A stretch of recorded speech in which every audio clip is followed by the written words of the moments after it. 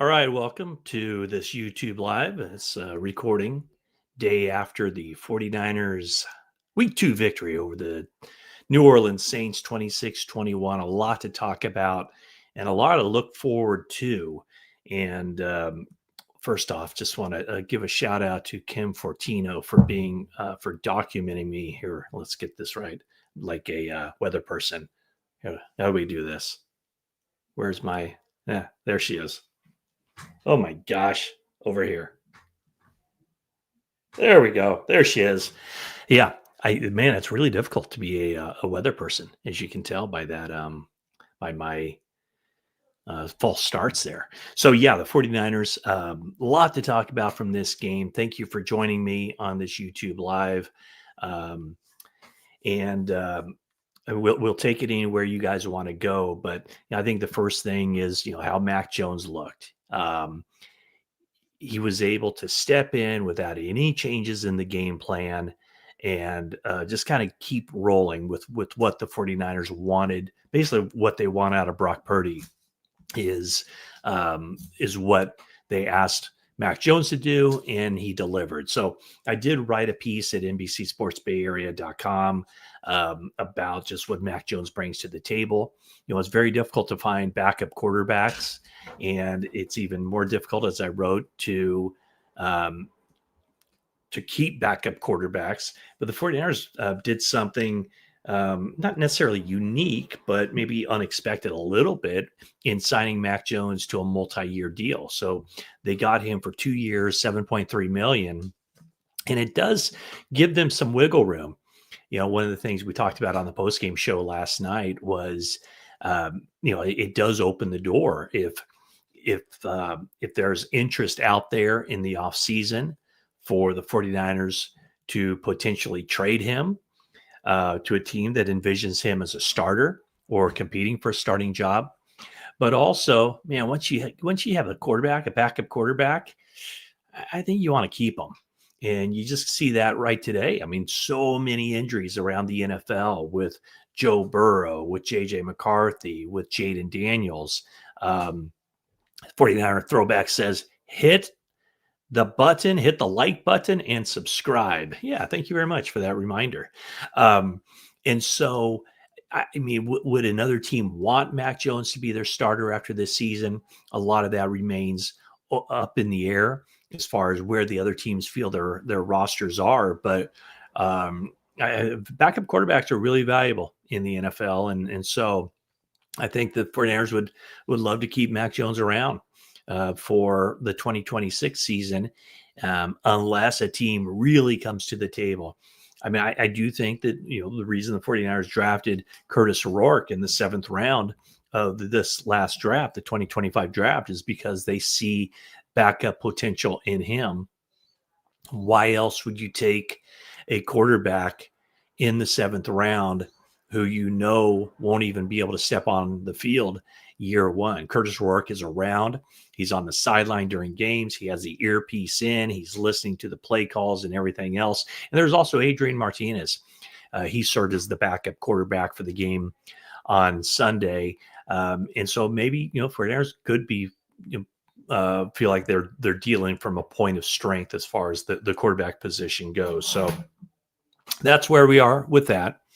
Maybe you also want to talk about the rookies in this, as the headline for this live chat suggests. Yeah, we'll talk about Mac Jones wins in his first start with the 49ers and think about the 49ers backup quarterbacks through the years. Let's see, CJ Beathard, Nick Mullins, I guess Trey Lance, then there's Jimmy Garoppolo, Brock Purdy. The last couple years, it was, Josh Johnson was the backup quarterback late in the 2022 season. And then the next year, Sam Darnold.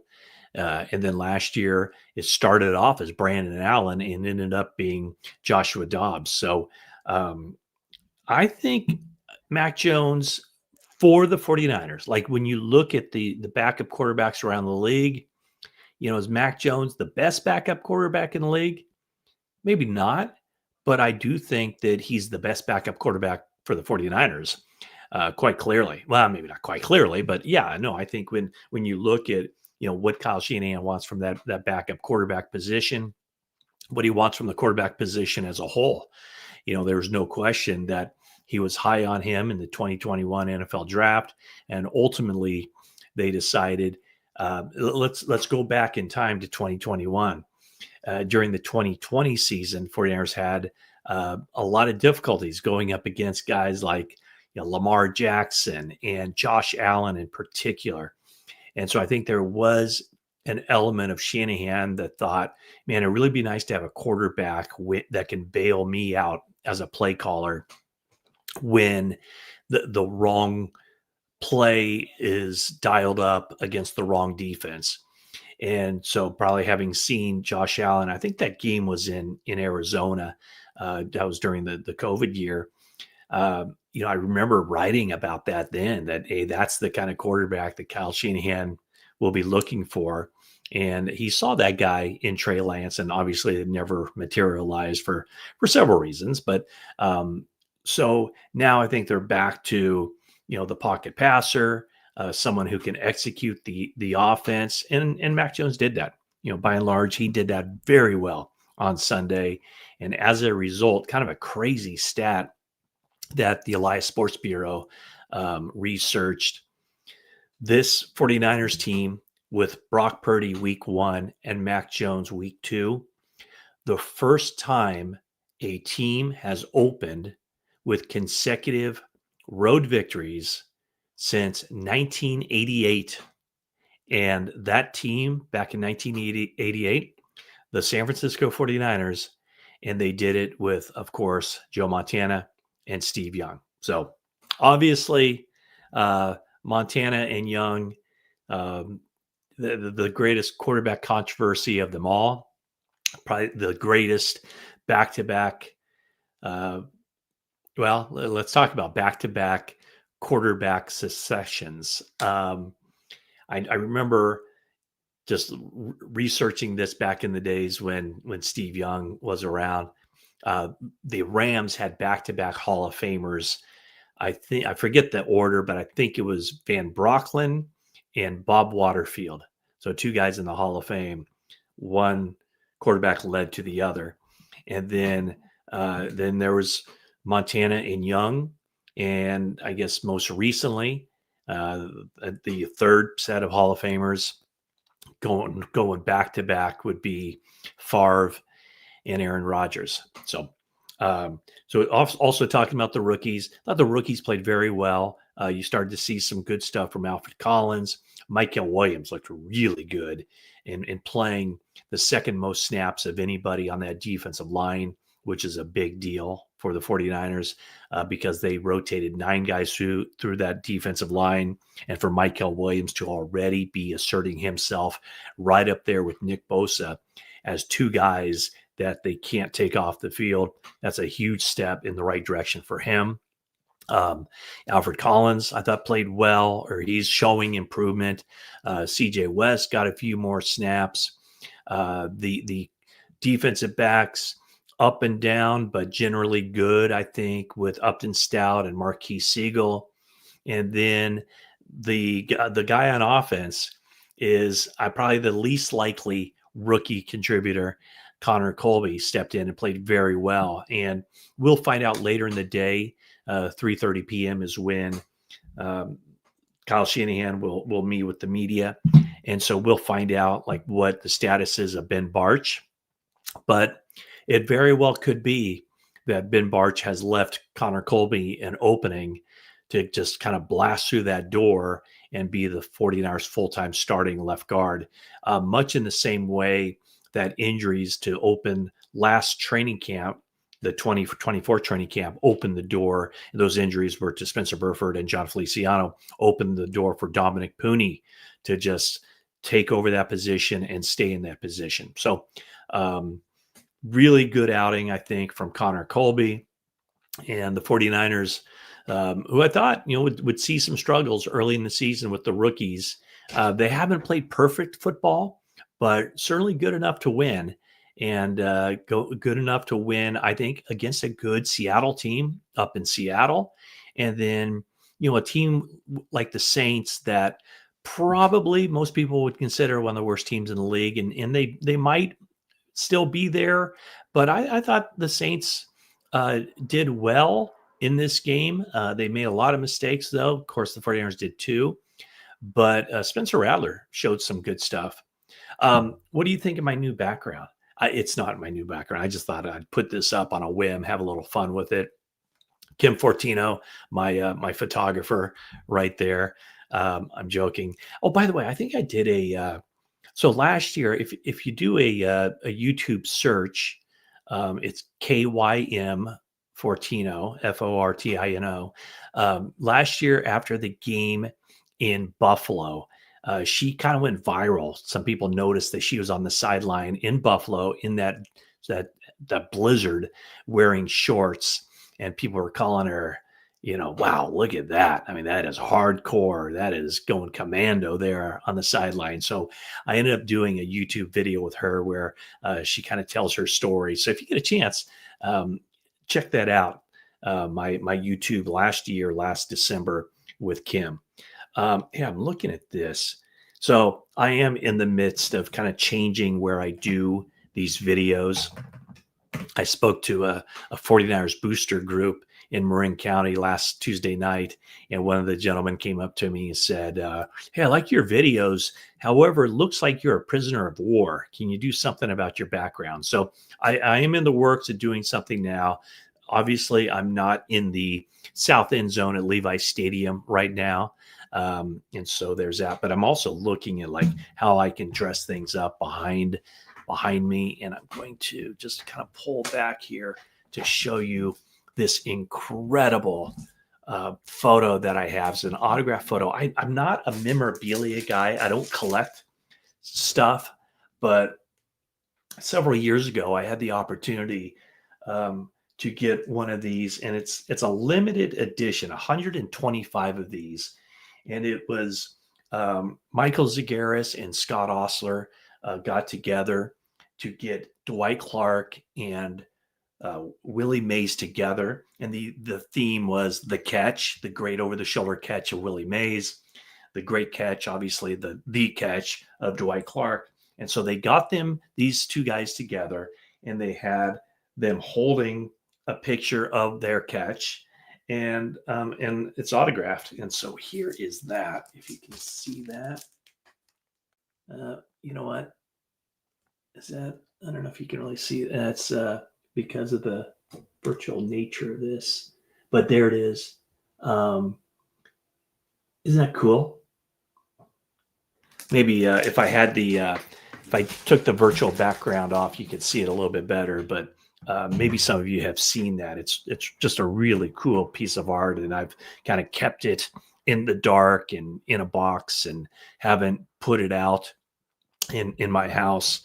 But maybe I'll do that once I get my background and death situation figured out here. Okay, let's go to the comments and the questions. Let's see what we got. Yeah, I mentioned 49ers throwback saying hit that like button and subscribe. Thank you very much.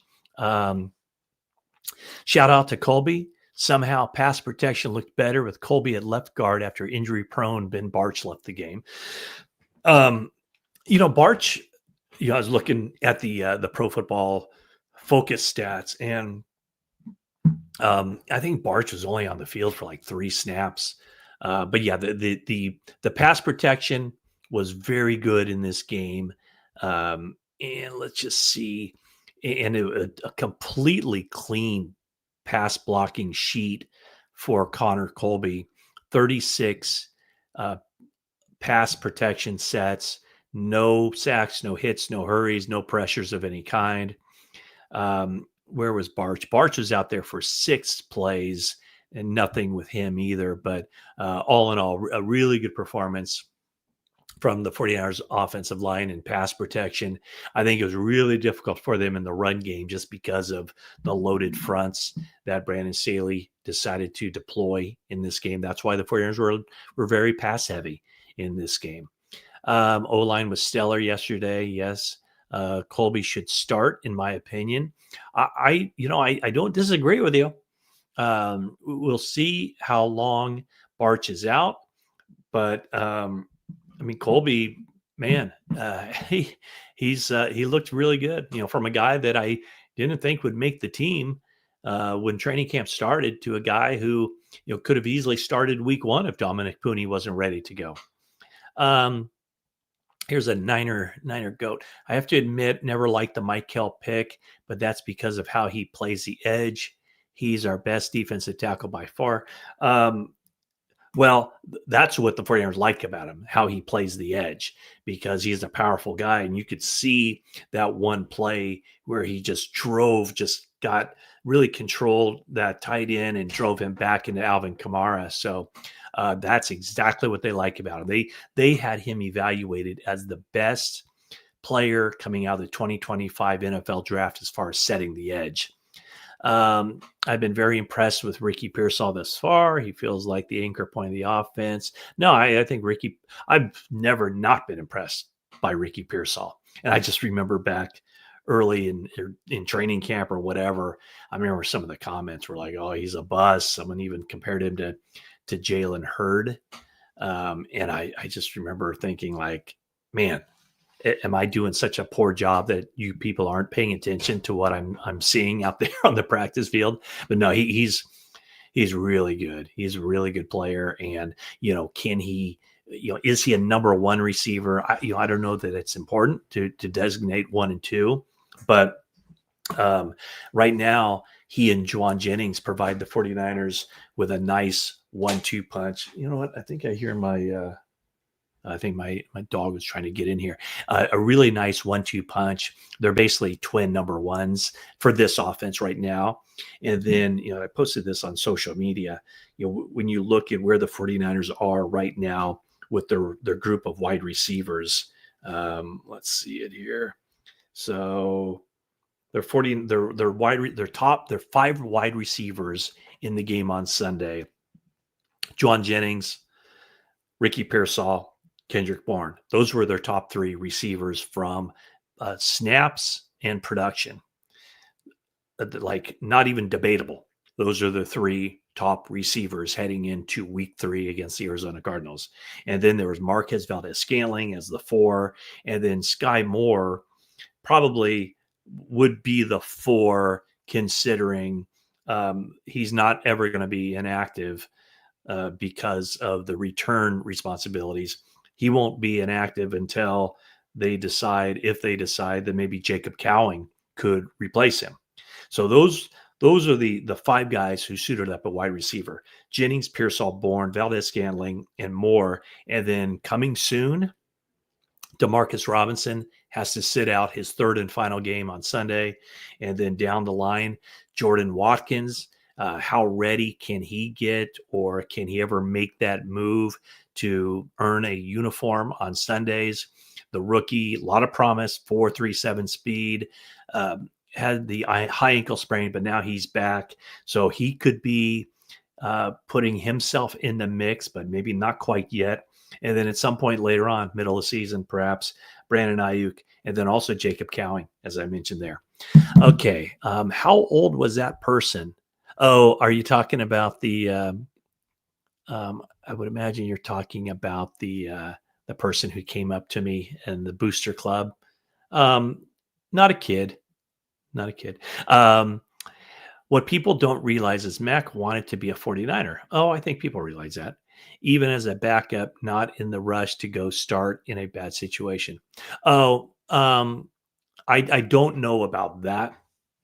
I would say any quarterback who has an opportunity to be a starter probably wants to be a starter.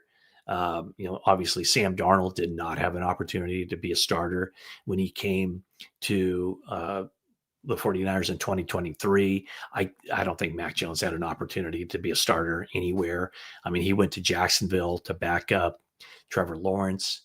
And so he came to the 49ers to back up Brock Purdy. And also, in making the 2-year commitment, wants to learn and rebuild his career. Do you think Purdy will play in week 3? I don't necessarily think he will play this coming week against Arizona, but I also don't rule it out. Everything I was reporting yesterday that he made a lot of really good progress in his physical therapy last week. Initially, it was considered inside the building a 2 or 3 week injury.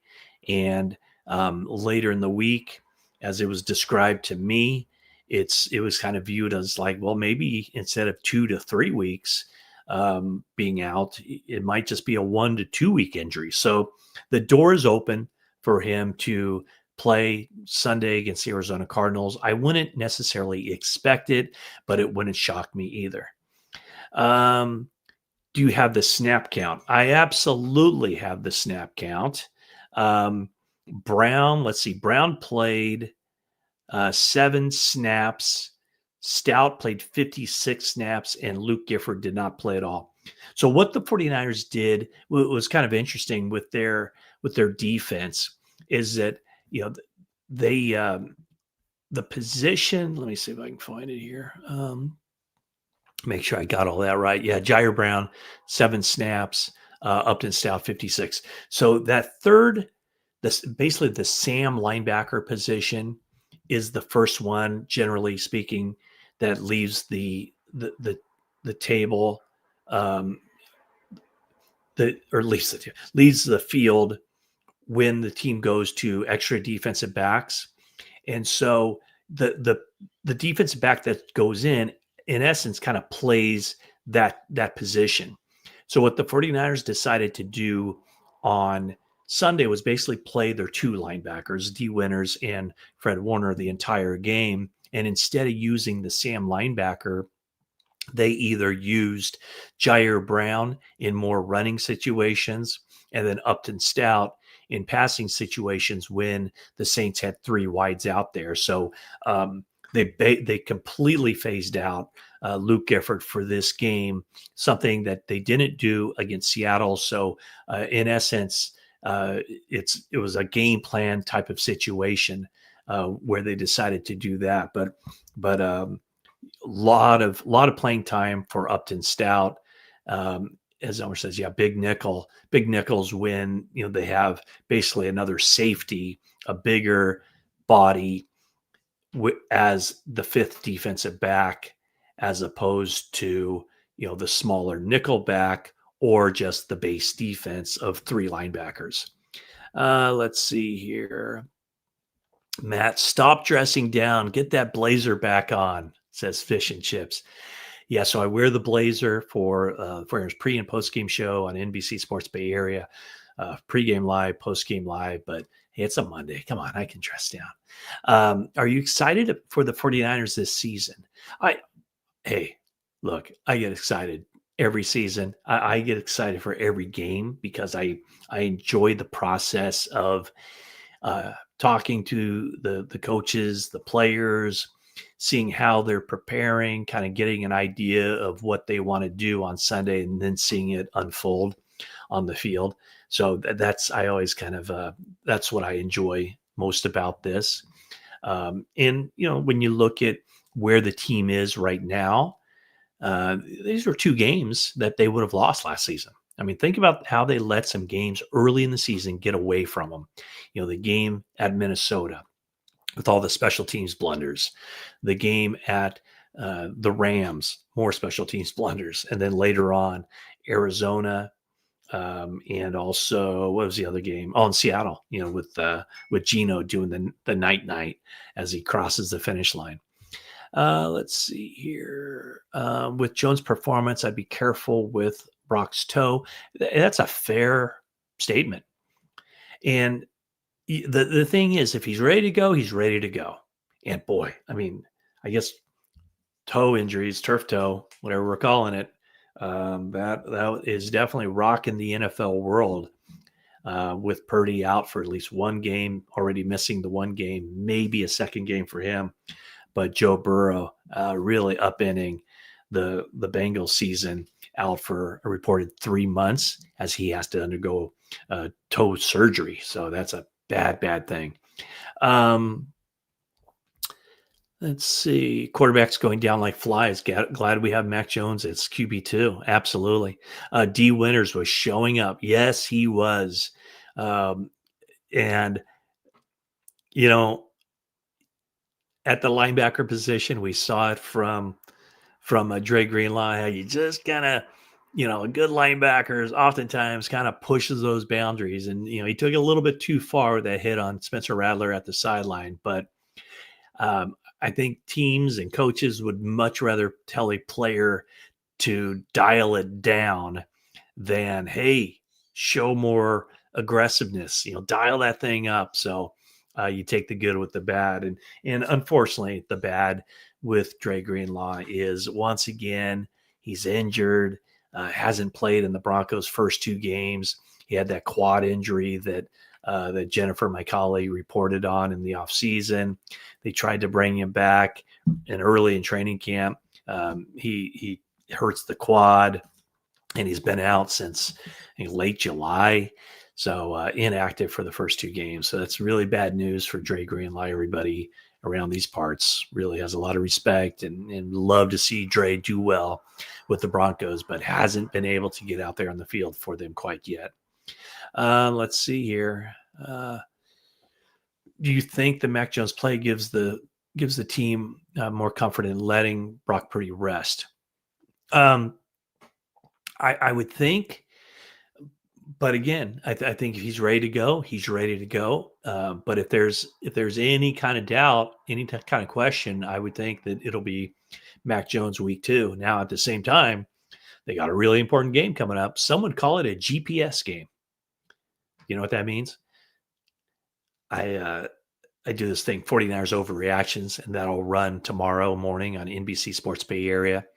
And that was one of the questions, and I used it. It was a long time ago. I went back in Twitter to find the first time I used the term GPS game. It was 2009. And so my idea was a game that identifies exactly where a team is. And so is this a GPS game coming up against the Arizona Cardinals? Yeah, it might be. I mean, the 49ers lost to the Cardinals twice last season. Cardinals are 2-0, 49ers 2-0, Rams 2-0. Rams have to play at Philadelphia, so it very well could be that the winner of that game takes sole possession of the NFC West. Is it too early to be talking about sole possession of the division when you're just, 3 games into a 17-game schedule? Sure, but why not? Let's see here. What's the story with Nick Martin not playing? I mean, I think teams are always trying to find that balance of if you put a guy out there, is it better for the team to put a young guy out there and let him learn and make mistakes and grow? Or do you go with the guys that give you the best chance of winning now? And so that's where the 49ers are. Remember Nick Martin has a 4-year contract as a 3rd-round draft pick. I think it's more a reflection on D Winters being good and other guys knowing more positions. So a backup role, you just don't say, okay, if this, they like their backups to have multiple spots.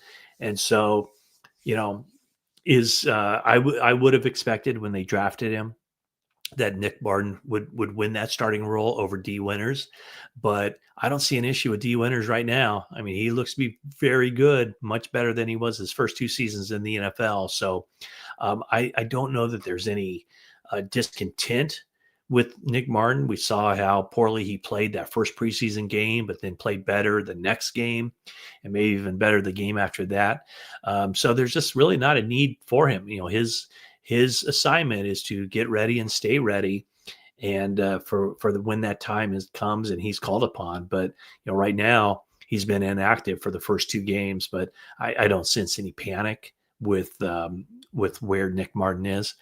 Let's see here. PFF grades for O-line will be interesting since it's hard to judge by watching. Well, the PFF grades are out. Let's go just pass blocking. Let's go pass blocking. How these guys rated in order, and these are all really good grades. really good grades for all the offensive linemen except for Brindle, which is kind of so grade. But in order, uh, this is pass blocking: Trent Williams, Dominic Pooney, Colton McKivitz, Ben Barch, although only 7 snaps, and Colby. So those guys all graded out well. Okay, that was pass blocking. Let's just see the run blocking grades. The run blocking grades, Connor Colby graded out as their highest run blocker. Now, all the run blocking grades weren't very good. Oh, hold it. No, I'm looking at it the other way around. Sorry about that. Oh, Jake Brendel had the best run blocking grade on the 49ers offensive line from this game, followed by Trent Williams, quite a step down. So good day for Jake Brendel as a run blocker. Ben Barch, again, only three plays for him. And then McKivitz, Pooney were kind of down there a little bit. Connor Colby didn't grade out well as a run blocker. So those are the grades from PFF. There you go. Let's see here. Wow, Fish and Chips coming with the heat, telling me that I'm not his favorite uh, Matt anymore. Are you out of the room for the season? I cover the 49ers every day. I don't go to games anymore because my duties in the studio for 49ers pregame live and postgame live. Champy, go Cardinals. The Cardinals. I've always said, Champy, are you still here? I've always said the Cardinals are 1 year away from being 1 year away. Maybe this is the year that they can do some stuff and kind of rise up a little bit. But the way I see the NFC West, I think all these teams are really evenly matched division. 49ers, Rams, Cardinals, Seahawks. So we'll see where that goes. And then just right after that. So far, NFC West looks like a tight division beginning to end. Yep, I agree. The NFC West 6-0 against non-division opponents. Denver could have used Greenlaw yesterday against the Colts. I think any team can use a healthy Dre Greenlaw at any time. Winners in slow motion was crazy to watch. Almost no false steps. It's taken a process, but man, he's really come on. Winners is making strides each week, but there isn't much drop off from Dre Greenlaw, in my opinion. Nice green screen. Thank you very much. What are the odds that Purdy plays against Arizona? What are the odds?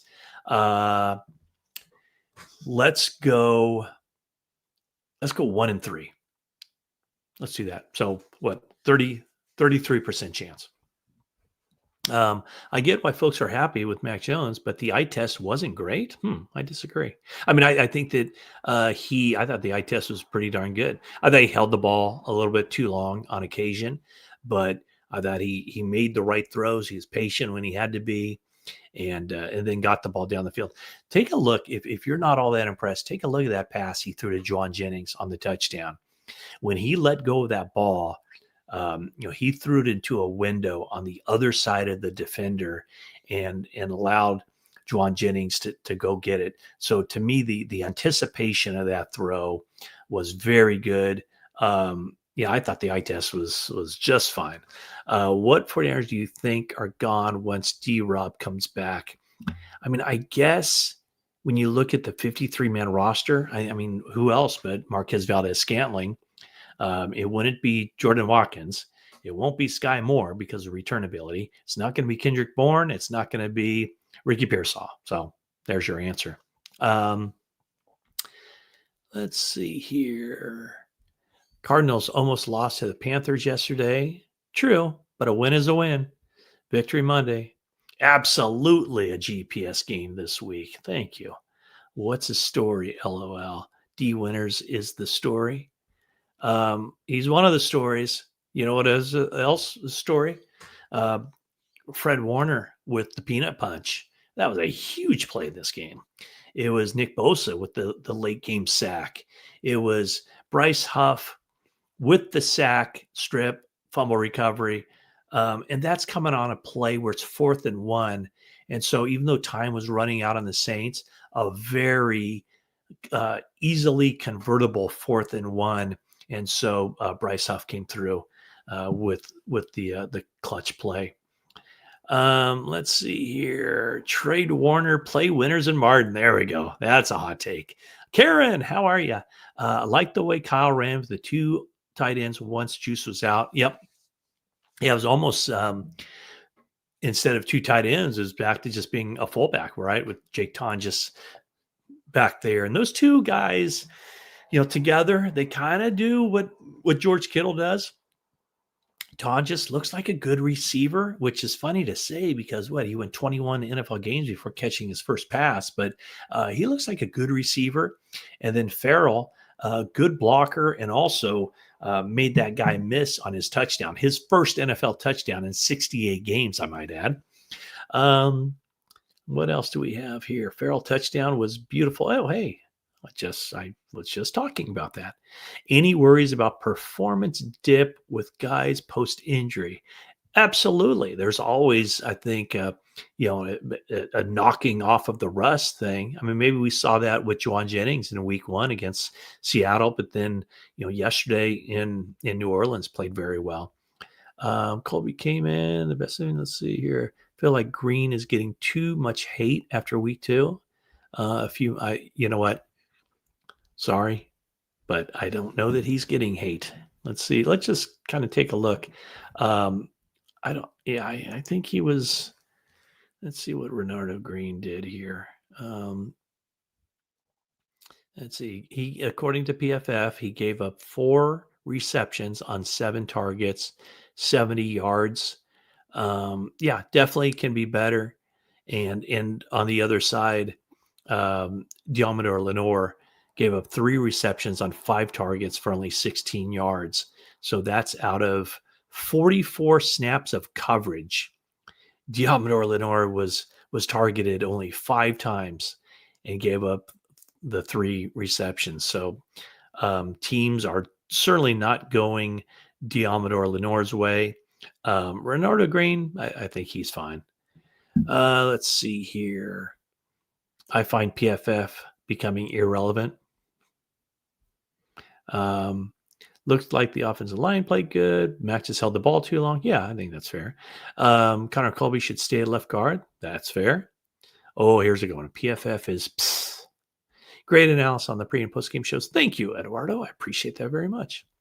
Not down on Green or Stout, but teams are going at them every week. And who else are you going to go after, right? So I think that's right, and I think that they will be tested time and time again, and that's just the nature.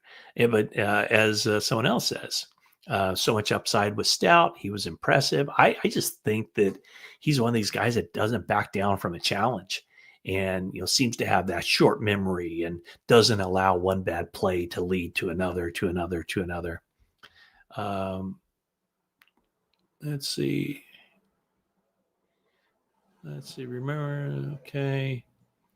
Remember those days when I was a foot reporter? I still am at heart anyway. Any word on injuries from the game? No injuries yet. I would imagine, like I said, that'll be around 3:30. You'll start to see your social media feed fill up with updates. Yeah, that's Shanahan's roughly around 3:30, 3:45. Usually he's a little bit late. Shout out to Lenore. Not getting tested. I think teams are shying away from him. I think the TD to CMC was the most impressive. It was good too. I thought the play design on that was just putting the Seattle, putting the Saints defense in a compromising position, dialed that thing up really well. And you could kind of tell right before he went out there for that last play, with the 11 seconds left, Shanahan said something to Mac Jones. And so I think he had that one. Great play call against that defense at the right time. Can someone ask Kyle about what could have gone better on Max Bomb to Ricky? Why can't he make big scoring plays with Ricky? Let's see here. Do you think Salah will attack the Cardinals this week since Kyler has given them so much trouble in the past? Um, Attack? Yeah, I think they attack every game. Now, if you're asking, like, do they have a spy um, designed, the whole game to stop him? I think this is a situation where the Forners, team speed, getting faster at linebacker with D Winters, just his reactions and everything else. Fred Warner, um, they might play a lot more big nickel to put more speed out there. Not that third linebacker, the base linebacker, so that would give them a better opportunity, I think, to keep Kyler Murray in check. Love these gritty wins. Back-to-back walk-off strip sacks. Yeah, that's kind of interesting, isn't it? Nick Bosa 1 week, Bryce Huff the next. Um, Very curious to see if Salah has Lenore travel with Harrison on Sunday. I can see it happening.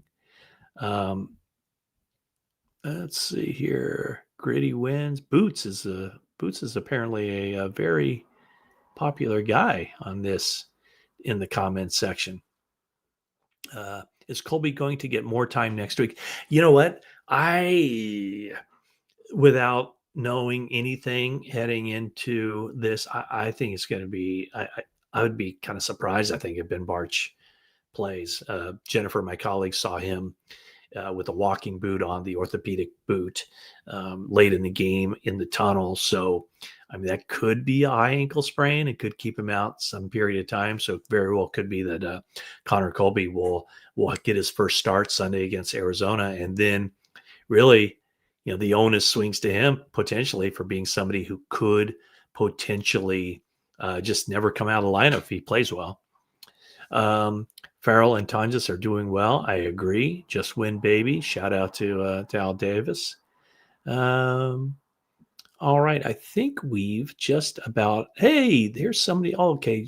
Norway checking in. I love it. Is it Einar and Einar Jewel? Welcome. Thank you so much. Mac did a more than adequate job. I would agree with that. 2-0. Colby Miles better than Barch. I don't know about that, but Barch, man, he just can't stay out there, man. He's had these injuries. Really, Glenn, let's see here. Okay, I think we're basically finding on the scale 49ers first start from CJ Beathard to the Cowboys versus does Mac Jones versus the Saints Red. Okay, here we go.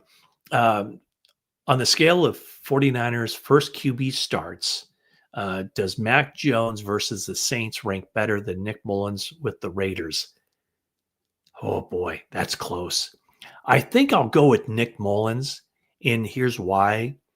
Nick Mullins was just up from the practice squad when he got that starting assignment on a Thursday night, right? Wasn't it Thursday night against the Raiders? And he lit it up. I mean, I thought he played so well. So just because of it also being Nick Mullins' first career start and not his 50th, I'm going Nick Mullins. And that's taking nothing away from Mac Jones, of course. I've said what I think. I think this is probably a good spot to end this. Kaepernick. Kaepernick had a good start, obviously. That Monday night game against the Bears. Brock Purdy had a good start against Tampa Bay. So, yeah, there you have it, folks. All right. Thank you so much. I think I'm going to wrap this thing up. Thank you so much for tuning in to this Facebook Live. Had a good time. A reminder, if you want to see something else live in 50 minutes, 50 at 2 p.m., I'll be doing 49ers Now with, I don't know if it's just me and Carlos, or I'm not sure if anyone else is joining us. Let me just check my text messages to see what's the latest. Where is it? Yeah, it might just be me and Carlos talking for 30 minutes. So anyway, that's coming up on the NBC Sports Bay Area YouTube channel. So check that out. But in the meantime, thank you so much. I appreciate you guys. hit that like and subscribe button, all that stuff that somebody else told me I should be pounding in. That's 49ers throwback. Told me like button, subscribe. Thanks for tuning in. And as I often say, that is it for now.